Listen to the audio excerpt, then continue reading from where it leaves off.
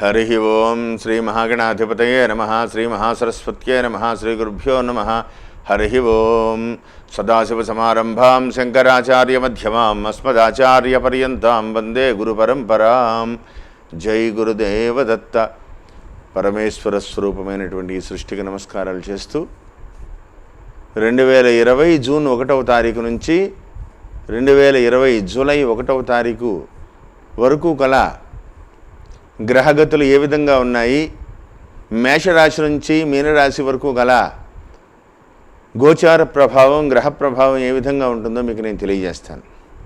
అయితే చాలా రోజులుగా ప్రపంచమంతా కూడా ఈ కరోనా రక్కసి అనేటువంటి భయంకరమైనటువంటి అనారోగ్య ప్రభావంతో ప్రపంచం అంతా కూడా భయపడుతూ ఉంది. అతి కొద్ది రోజుల్లోనే మనం గత వీడియోల్లో డిసెంబర్లో పట్టినటువంటి షష్టగ్రహ కూటమి తర్వాత జరుగుతున్నటువంటి అప్పటి నుంచి జరుగుతున్నటువంటి కాలసర్ప దోషము, వీటి యొక్క ప్రభావం వల్ల అనేక రకములైనటువంటి దుష్ట పరిణామాలన్నీ కూడా జరగబోతున్నాయి. చాలా జాగ్రత్తగా ఉండాలి. కాలసర్ప దోషం పడుతోంది. ఈ యొక్క విషగర్భంలో చాలా రోజుల పాటు, చాలా నెలల పాటు మనందరం గడపవలసి ఉంటుంది. తెలియని రోగాలు వస్తాయేమో అనేటువంటి విధానంగా కూడా మనం డిసెంబర్లో మనం మాట్లాడుకున్నాం. అటువంటి ప్రభావమే ఇదంతా కూడా. అతి కొద్ది రోజుల్లోనే పరమేశ్వరుడి యొక్క అనుగ్రహంతో ఆగస్టు నుంచి దీనికి పరిష్కారం లభించబోతోంది. ఈశ్వరుడి యొక్క అనుగ్రహంతో మళ్ళీ అందరూ కూడా సుఖశాంతులతో జీవించగలుగుతాము. ఎటువంటి భయము లేదు. అంతవరకు కూడా తుఫాను తీరం దాటే ముందు ప్రభావం ఏ విధంగా ఉంటుందో ఇప్పుడు ఈ యొక్క 2 నెలలు కూడా ఇంచుమించు ఆగస్టు 15వ తారీఖు వరకు కూడా చాలా జాగ్రత్తగా ఉండవలసినటువంటి సమయం. ఆ తుఫాన్ తీరం దాటే ముందు ఒక్కసారి ఏ విధంగా కుదిపేస్తుందో ఆ తీరాన్ని, అలాగా ఈ యొక్క గ్రహస్థితి అంతా కూడా చివరి దశకు వచ్చేసింది. వెళ్ళిపోయేటువంటి ప్రభావంలో అనేక రకములుగా ఈ ప్రభావం జనులందరి మీద ఉండొచ్చు.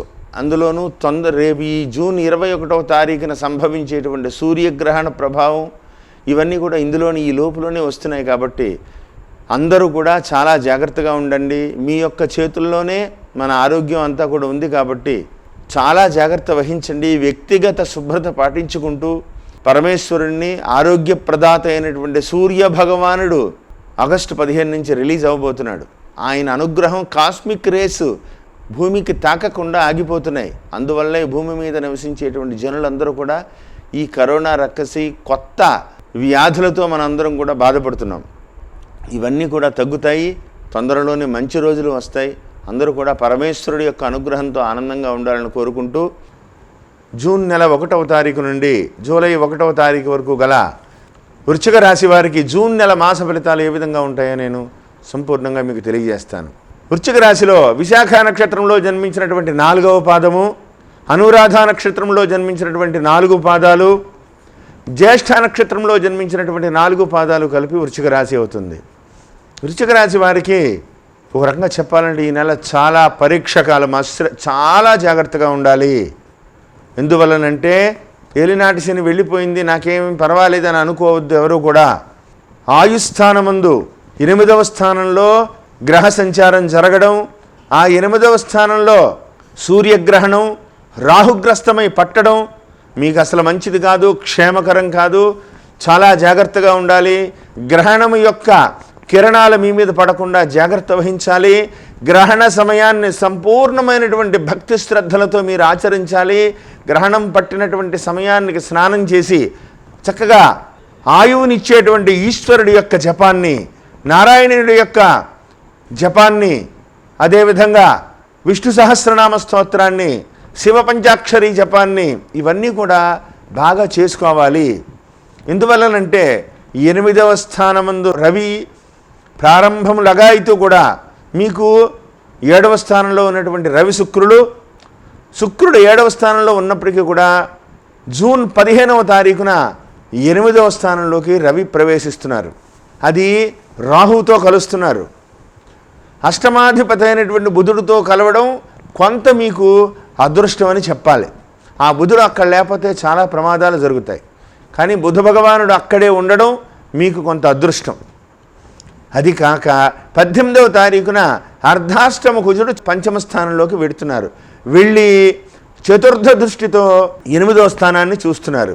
8వ స్థానంలో పట్టబోయేటువంటి గ్రహణం, ఆ గ్రహణ సమయంలో కుజుని యొక్క దృష్టి, రాహువుతో కలిసినటువంటి రవి, ఇవి ఏమాత్రం క్షేమకరం కాదు. చాలా జాగ్రత్తలు వహించాలి. గ్రహణం యొక్క పరిహారాలు ఖచ్చితంగా చేసుకోండి. గ్రహణం పూర్తయిన తర్వాత చక్కగా బ్రాహ్మణులకి గ్రహణ శాంతి పరిహారం, మినువులు దానం ఇవ్వడం, గోధుమలు దానం ఇవ్వడం, సర్పాన్ని, సూర్యబింబాన్ని దానం ఇవ్వడం.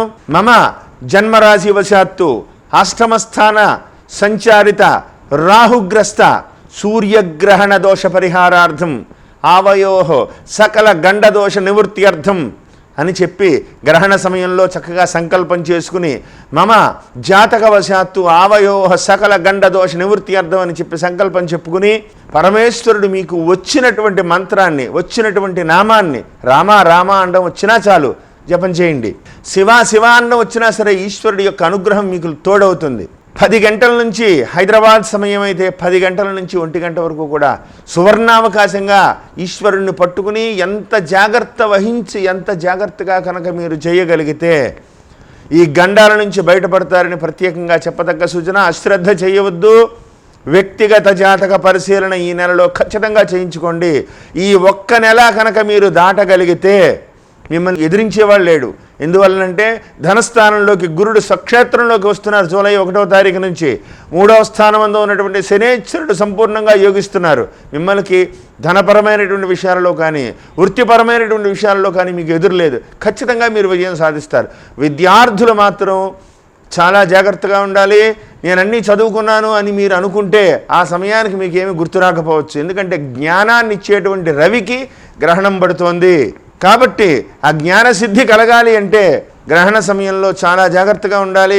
మీరు ఏమాత్రం అశ్రద్ధ చేసినా అవన్నీ కూడా దుష్ట పరిమాణాలు జరగచ్చు. జరిగిన తర్వాత అయ్యో ఆ సమయాన్ని నేను జాగ్రత్తగా చేయలేకపోయానని మీరు అనుకుంటే ఇటువంటి ఈ ప్రపంచమంతా కూడా ఇంత భయంకరమైనటువంటి కరోనా రక్కసిలో ఇరుక్కుపోయి ఏమీ చేయలేనటువంటి పరిస్థితులు. ఆయుస్థానము 8వ స్థానం అంటే ఆయుస్థానము, ఆరోగ్యస్థానము. ఇవన్నీ కూడా మీకు ఆరోగ్యం కావాలి అంటే సూర్య భగవానుని ఆదిత్య హృదయం పారాయణ చేసుకోండి.